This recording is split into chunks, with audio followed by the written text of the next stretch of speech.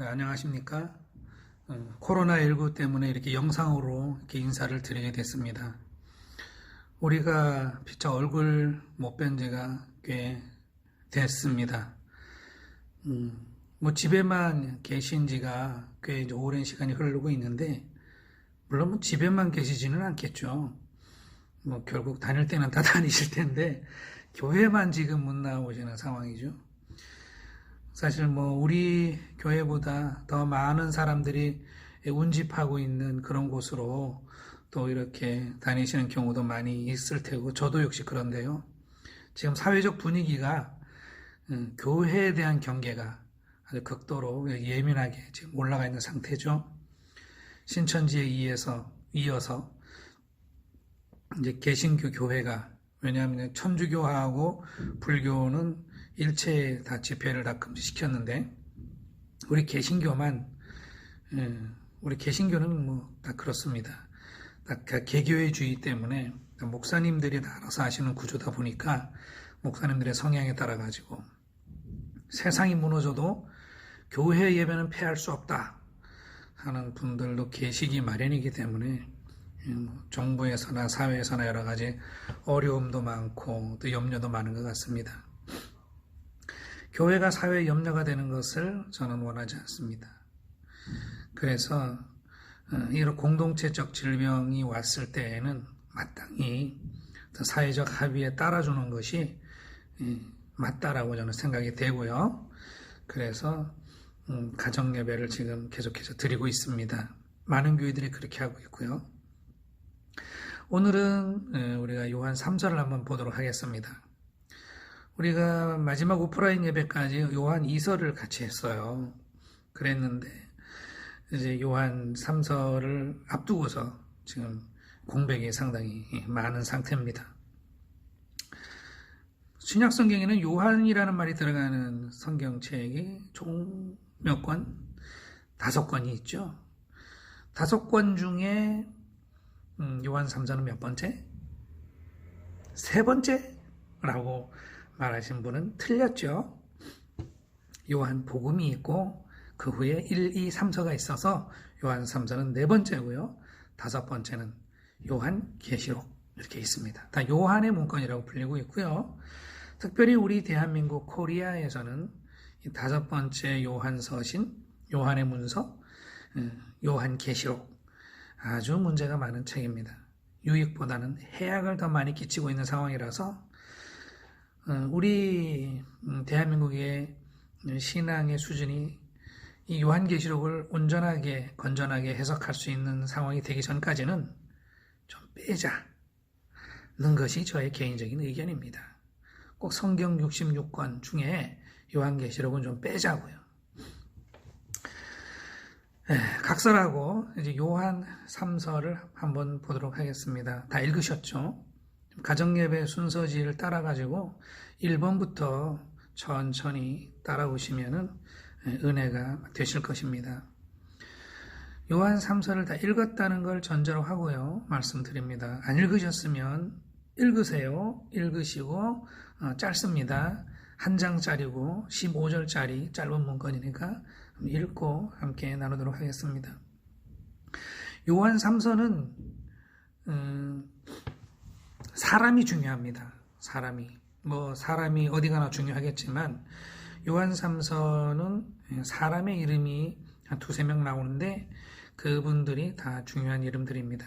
그 중에서도 우리가 주목해야 될 사람은 바로 가이오, 그리고 뒤에 따라 나오는 디오드레베라는 사람입니다. 가이오라고 하는 사람은 요한 3서 처음부터 등장을 하는데요. 이 글을 썼다라고 알려져 있는 사도 요한이 이 가이오에 대해서 평가하고 칭찬하는 내용들이 전반부에 쭉 기록되어 있습니다. 가이오라고 하는 사람은 이 글의 내용을 보건대 편지를 받아야 될, 사도 요한으로부터 편지를 수신하게 될 정도로 좀 떨어져 있는 교회의 구성원인 것 같고요.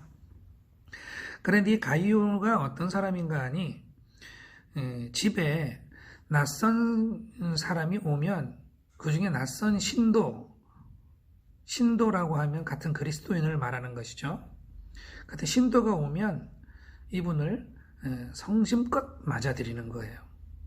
낯설지만 전에 왔던 분들 또 오셨네요 라고 하는 것 외에 처음 보는 분들도 딱 들어봐서 그리스도의 복음을 전하는 분이다. 그러면 얼른 영접을 해서 그분들이 원하는 것은 무엇이든지 부탁도 들어주고 필요한 물자도 공급해주는 섬김의 그런 사역들을 감당을 했던 것입니다.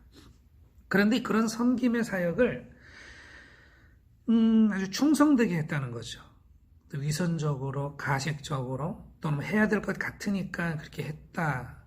이 차원이 아니고요. 정말 진실되게, 진정으로 그렇게 했다는 것입니다. 이런 가이오에 대한 평판이 당연히 사도 요한이 머물러 있는 그 교회까지 알려지게 됐습니다. 대접받은 사람들이 가만히 있지 않죠. 돌아와가지고 그곳에 가이오라는 사람을 찾아갔었는데 정말 대접 잘 받았다. 그런 증언을 하는 겁니다. 여러 사람들이 그런 증언을 하는데 특별히 증언자 이름이 이 3서에 나오는데요. 바로 데메드리오라는 사람이 등장합니다. 이 사람이 얼마나 성실한 사람인지는 온 교회들이 다 알고 있어요. 그리고 이 편지를 받고 있는 가이오도 알고 있고 또 이 편지를 쓰고 있는 사도 요한도 알고 있습니다. 그러면서 증인으로 내세웁니다. 데메드리오가 그렇게 얘기를 하더라. 당신에 대해서. 그뿐만 아니라 또 당신네 교회에 있는 그 디오드레베라고 하는 사람, 이름이 헷갈리죠. 데메드리오, 디오드레베. 저도 헷갈립니다. 나쁜 사람이 디오드레베예요. 이름이 약간 좀 디오드레베죠. 네. 그 사람에 대한 이야기를 이 데메드리오라는 사람이 이 사도 요한이 머물러 있는 교회에 와서 증언을 했다는 말이에요. 그러니까 이 데메드리오에 대한 인격에 대해서는 우리 모두가 다 공증하고 있지 않느냐. 이 사람이 그렇게 얘기하더라 라고 하면서 이 증인을 내세웁니다. 그러니까 가이오에 대한 이 긍정적인 칭찬받을 만한 소문은 정말 진실된 것이지요. 그런데 이 가이오에 대한 칭찬을 할 때 그 표현이 좀 달라요. 그 표현이 정말 대접 잘 받았습니다. 그분 정말 훌륭하신 분이에요. 이렇게 할 수도 있고 진짜 착하시던데요. 정말 자비로운 분이었습니다. 그렇게 얘기할 수도 있지 않습니까? 대접받은 입장에서는. 그런데 뭐라고 성경에는 쓰여 있냐면은 그분 정말 진리 안에 거하는 사람이더라. 그분 정말 진실성이 있는 분이더라. 이렇게 증언을 했다는 거예요. 여러분들은 누가 여러분들을 대접하면 그렇게 얘기합니까? 신세 졌다 얘기하고 내가 언젠가 내가 꼭 갚을게. 내가 이 원수는 언젠가 갚을게. 이렇게 얘기를 하지 않습니까? 그분 참 진리 안에 있더구만. 그분 진실성이 대단해. 이렇게 얘기를 하지 않지 않습니까? 그런데 가이오에 대해서 그렇게 증언을 했고, 그리고 그 이야기를 듣는 사도 요한과 또 그 자리에 있던 여러 동역자들도 그것을 확증해서 받아들이고 있습니다.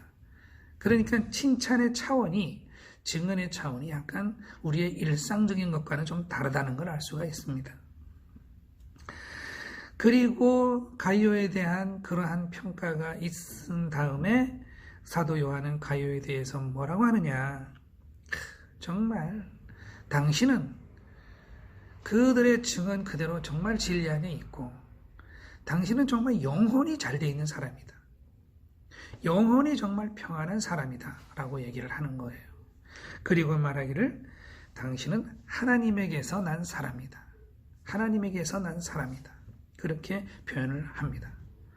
가이오가 하나님에게서 났는지, 진리 안에 거하는지, 그의 영혼이 잘 돼 있는지, 그걸 지금 뭘로 판단을 하고 있죠? 낯선 신도들을 성심껏 대접을 하고 무엇이나 정말 충성스럽게 그들을 대접하는 그 행위로 말미암아서 지금 이런 평가들을 하고 있는 겁니다. 그런데 그렇게 사람에게 하는 것을 보고 그를 하나님과의 관계성에 대한 어떤 그 증거를 삼는 것이죠. 진리는 하나님과의 관계 가운데에서 말하는 것이고, 그의 영혼이 평안하다 하는 것도 하나님의 관계성에 대하여 말하는 것이고, 하나님에게서 난 사람이다라고 말하는 것, 더더구나 하나님과의 관계성에 대한 말입니다. 영혼이 평안하다라고 할 때 그 평안은 헬라어의 유오도라고 표현되어 있습니다. 유오도는 호도스라고 하는 말을 어원으로 갖고 있습니다. 호도스는 길. 그러니까 길이 잘 뚫려 있는 거죠. 마치 갓 포장한 도로를 자동차로 달려본 사람은 알죠? 길이 정말 잘 돼 있고 편안하지 않습니까? 그런데 그 길이 무슨 바위 같은 것들, 돌 같은 것들이 울퉁불퉁하게 있다던가, 또는 마구마구 구부러져 있다던가, 그리고 길가에 나뭇가지들이 마구 앞을 가로막고 있다던가, 이렇게 되면 그 길은 좋은 길이라고 할 수 없는 것이죠. 그의 영혼이 평안하다 하는 말에 유오도라는 말을 쓰는 것은 그의 영혼의 길이 참 평탄하게 잘 닦여 있다라는 것을 이야기하는 것이죠. 그러면 그 길은 어디로 가는 길이죠? 그것은 하나님과의 관계성에 대한 길입니다. 세상 어디로든지 갈 때 그가 그 영혼이 평탄하다는 의미라기보다는 하나님에 대해서 영혼이 평안하게 평탄하게 잘 뚫려 있다라는 걸 얘기합니다. 즉 하나님 안에 형통하고 있다라는 걸 말하는 것이죠. 낯선 신도들을 공경하는 것, 그들의 처지를 공감해 주는 것. 낯선 신도들은 그리스도인들입니다. 들어보면 알죠. 그분들이 하시는 말씀을 들어보면 아는데, 그 낯선 신도들을 대하는 그 마음이 그리스도를 대하는 마음, 하나님을 대하는 마음으로 읽혀지기 때문에 그렇습니다. 그 낯선 신도들은 유랑하는 사람들입니다. 순회 전도자들일 수도 있고 그냥 그 고을을 지나가는 동료 그리스도인들일 수도 있습니다. 그런데 그들을 섬기는 것으로 하나님과의 섬김을 증거받는 것이죠. 주님이 말씀하셨습니다. 예수 그리스도께서 누가복음 9장에 이렇게 말씀하셨습니다. 누구든지 나를 영접하면 나와 함께 계신 내 아버지를 영접하는 것과 같다. 예수님은 살아계실 당시에 그냥 평범한 나사렛의 한 청년이었습니다. 청장년이었습니다. 그런데 그분을 따스하게 영접을 한다는 것은 그분이 주장하고 있는 그 주장을 영접하는 것이고, 그분이 섬기고 있는 하나님 아버지를 영접하는 것과 같은 것이죠. 이와 같은 방식, 똑같은 방식으로 가이오는 하나님을 섬기고 주님을 섬겼던 것입니다. 그러니 그 섬김을 받는 사람, 또 그 증언을 듣는 모든 교회의 관계자들이 그의 영성을, 하나님에 대한 그의 충성됨, 그리고 그의 영혼에 잘 돼 있음, 그것을 증거를 삼을 수 있었던 것입니다. 그러니 그에 대한 사도의 마음은 기쁨입니다. 교회의 자녀들이, 하나님의 자녀들이 그렇게 살아간다고 하는 소식을 듣는 것보다 더 기쁜 일이 없다. 이게 사도 요한의 기쁨의 표현입니다. 그러면서 이제 가이오에 대해 축복의 기도를 하죠. 그대 사랑하는 가이오, 그대의 영혼이 잘된 같이 범사가 잘되기를, 범사에 강건하기를 내가 간구하노라, 그런 기도를 하는 것입니다. 그 영혼이 잘됐다라는 것이 무엇인가? 하나님과의 관계성이죠.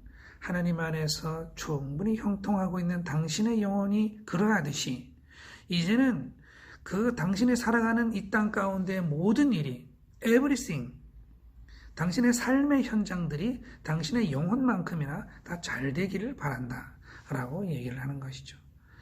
하나님께 영혼의 길이 잘 뚫려 있는 만큼 세상 어디를 가든지 무얼 하든지 다 그처럼 잘 되기를 기원한다 하는 그런 얘기입니다. 영혼의 잘됨이 삶의 자리에서의 잘됨으로 연속성을 가지고 서로 연관되어 있다는 것을 우리가 알 수가 있습니다. 이것은 과연 사실일까요? 네, 아마도 사실일 것입니다. 영혼이 하나님 안에 평탄하고 있으면 정말로 세상에 어디에 가서 무엇을 하든지 안주나 서나 또 말할 때나 침묵할 때나 다 그가 하는 모든 행동들이 다 세상 가운데서도 잘 되고 있음을 우리는 다 알고 있습니다. 그리고 이제 가이오 말고 이제 디오드레베라는 사람이 등장합니다. 가이오에 대한 칭찬을 하던 이 사도 요한이 디오드레베 생각이 갑자기 났나 봐요. 그런데 말이야, 그 디오드레베 있잖아. 그 디오드레베라는 사람 그거 왜 그래? 라는 얘기를 요한 3서에서 기록하고 있습니다. 디오드레베는 아마도 그 교회의 지도적인 위치에 있는 사람인 것 같습니다. 교인들을 쫓아낸다라는 표현을 하거든요. 그러니까 교회인들을 쫓아낼 수도 있고 또 외부 사람을 받아들일 수도 있는 그 권한을 가진 사람, 교회의 치리를 감당하고 있는 장로였던 것 같습니다. 그런데 이 디오드레베라는 사람은 이 글을 통해서 보면은 으뜸되기를 좋아하는 사람인 거예요. 그래서 으뜸되기를 좋아하기 때문에 누구의 말을 듣고 따르고자 하지를 않습니다. 남들이 누구나 다 내 말을 듣고 나를 따라야지 내가 다른 누군가의 말을 따를 수는 없다.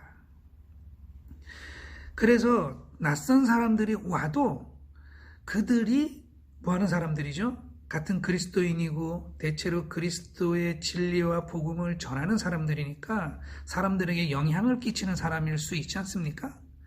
디오드레베는 지금 데메드리오랑 헷갈렸어요. 디오드레베는 그걸 싫어한 겁니다. 그래서 그 사람들이 교회 안으로 들어오는 것을, 그리고 자기 교인들이 그 사람들을 영접해서 환대하는 것을 반대하고 못하게 하는 거예요. 자기가 그렇게 못하게 했는데도 어떤 선한 양심을 가지고 그들을 선대하는 사람이 있다는 소리가 들리면 그냥 그 사람을 쫓아내버리는 거예요. 교회에서. 그러니 이런 소식을 또 진실하다고 소문난 데메드리오라는 사람이 가이오 얘기를 하면서 또 디오드레베 얘기도 같이 한단 말이죠. 그러니 이 디오드레베에 대한 이 교회의 이 어떤 그 비판적인 생각이 안 일어날 수가 없는 것이죠. 그래서 사도 요한은 가이오는 하나님에게서 난 사람이라고 말했는데 이 디오드레베는 하나님을 뵙지도 못한 사람이다 라고 표현을 하고 있습니다. 교회가 지금 사도가 살아계실 당시 교회인데 그 처음 교회부터 가이오 같은 사람이 있고 디오드레베 같은 사람이 한 교회에 있는 거죠, 지금. 오늘날 우리가 교회를 생각할 때도 충분히 그럴 수 있다라는 가능성을 우리가 생각해 볼 수 있습니다. 우리 눈으로 보고 있죠. 가이오 같은 사람, 디오드레베 같은 사람. 그런데 대체로 디오드레베가 장로의 어떤 위치에 있었고 교회의 치리를 담당하는 위치에 있었다고 한다면 오늘날에도 교회의 치리를 담당하고 교회를 이끌어 가시는 그러한 계층, 직분에 있는 사람들 중에 디오드레베를 닮은 사람들이 있을 가능성이 있어요. 없어요? 없으면 고맙고요. 있으면 경계해야 될 일이겠죠. 으뜸되기를 좋아하고 자기보다 다른 누군가가 교회 안에 영향력을 끼치는 것을 극도로 싫어하고 그리고 그렇게 될 가능성을 사전에 차단하고 또 다른 누군가가 자기보다 더 교회에 영향을 미칠 기회를 주지를 않고 외부의 사람들을 교회 안으로 끌어들이지도 않는, 즉 외부의 강사라든가 외부의 전문가 집단 말이죠. 그런 분들이 교회 가운데 있을 가능성이 충분히 있지요. 교회가 많지 않습니까? 많으면 별일이 다 있고 별사람이 다 있을 수 있는 것이죠. 우리는 범사가 잘 되기를 바랍니다. 범사가 잘 되기를 바라기 때문에 영혼이 잘 돼야 된다는 생각을 많이 하죠. 영혼이 잘 돼 있는 사람은 범사가 잘 될 것이다라는 기대를 하지를 않지요. 범사가 잘 되려고 영혼을 잘 되려고 하는 게 아니라 영혼이 그냥 잘 되다 보니까 범사가 잘 되는 거예요. 그래서 그 영혼이 잘 된다는 것이 무엇인가를 우리가 생각을 해보면 바로 하나님과의 관계성이라고 우리가 좀 전에 함께 나눈 적이 있습니다. 영혼이 잘 된 사람이 지금 칭찬받고 있는 모습을 지금 보고 있는 거죠. 온 교회가 칭찬하고 증인들이 다 칭찬하고 있습니다. 그러면 이렇게 칭찬하는 사람도 참 복된 거예요. 창세기 12장에는 아브라함에 대한 축복, 하나님께서 말씀하신 게 있죠. 너를 축복하는 자에게는 나도 축복하고 너를 저주하는 자에게는 내가 저주하리니 너는 복의 근원이 될 것이다. 복의 근원이 됐다는 얘기는 나 때문에 누군가는 축복을 받고 나 때문에 누군가는 저주를 받는 거예요. 그러니까 내가 잘해서 사람들이 나를 축복을 하고 싶어 하면 당연히 나도 축복이지만 축복하는 사람도 축복을 받는 것이고, 그런데 내가 디오드레베처럼 어떤 저주를 받는 사람들로부터 어떤 욕을 먹어야 되는 그런 삶을 산다면 나를 욕하는 그 사람도 저주를 받는 것이고, 그리고 나에게도 절대 복이 안 되죠. 저주가 되는 것이죠. 바로 그러한 의미 때문에 가이오는 복의 근원으로 해석될 수도 있는 사람이죠. 반대로 디오드레베 같은 사람은 하나님을 뵙지 못한 사람이라고 볼 수가 있고, 오늘날 교회에서 목사나 장로와 같은 직분자뿐만 아니라 우리 일반 성도들에게도 과연 디오드레베 같은 그런 오만한 성격들, 또 아집에 가득 찬 그런 품성들, 그런 것들을 가지고 교회 안에서 하나님을 믿는다, 구원을 받는다, 주님의 백성이다 하는 그러한 자리에 함께하고 있는 것은 아닌가, 이렇게 우리가 생각을 해볼 필요도 있습니다. 교회 아래 두 종류의 사람이 있다는 것, 우리가 알고 있어야 되겠습니다. 한쪽은 하나님을 뵙지도 못한 사람이라고 칭함받는 사람이고, 그리고 다른 한쪽은 하나님께로 난 사람이다 라는 칭찬을 받는 사람입니다. 우리가 어떤 성도가 되어야 되겠습니까? 우리는 무엇으로 이것을 판단하고 가름할 수 있겠습니까? 이것을 가르는 기준은 나의 행동, 섬김이라고 하는 나의 행동, 낯선 그리스도인 동역자들을 향한 기본 태도에서 비추어지는 영혼에 대한 증거들, 영혼 상태에 대한 내보임들, 이것으로 우리는 가름을 할 수가 있습니다. 내 삶의 형편이 어떠하든지 이 기본 자세를 잃지 않으면 우리는 영혼의 형통함이라는 말을 들을 수 있고, 그리고 범사가 잘 되고 또한 강건해질 수 있는 그러한 기회도 더 많이 가질 수 있을 것입니다. 이렇게 해서 우리가 요한 3서를 함께 나눠봤습니다. 사도 바울이 빌립보서에서 그랬죠. 그리스도의 마음을 품으라 하면서 누구든지 각각 나보다 남을 더 낮게 여겨라. 방종하지 말고 교만하지 말고 겸손한 마음으로 그렇게 남을 대하라 라는 말이 있지 않습니까? 이것이 바로 오늘 요한 3서의 맥을 잇는 그러한 구절이라고 볼 수 있고, 오늘 요한 3서를 통해서 가이오와 디오드레베의 이 대조를 통해서 우리의 삶의 모습을 되돌이켜보는 기회를 가질 수가 있었습니다. 우리도 마음속이 어떠한지는 행동을 통해서만 알 수 있죠. 우리의 행동을 통해서 우리 영혼의 상태를 남도 알 수 있고 나 자신도 스스로 검증해 볼 수 있는 그러한 자신들이 되기를 바라고, 아무쪼록 가이오를 향한 칭찬과 축복의 기도들이 우리 모두에게도 동일하게 임할 수 있게 되기를 예수 그리스도 이름으로 기도드립니다. 아멘. 이제 우리 마음속에 어떤 메시지들이 새겨지는지 잠시 묵상하면서 기도하도록 하겠습니다. 기도하겠습니다.